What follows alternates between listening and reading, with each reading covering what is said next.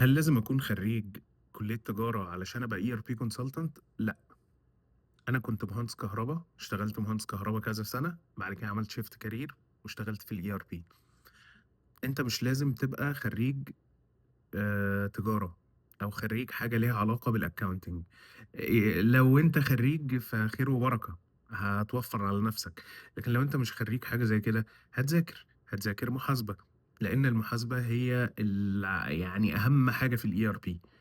إحنا في الأول وفي الآخر إحنا عاملين الERP ده كُلّه علشان يسمّع في الحسابات.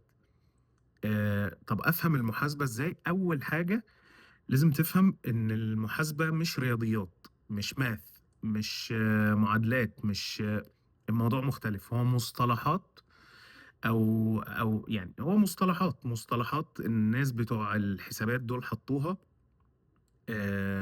وأسّسوا بقى العلم ده بناءً عليها.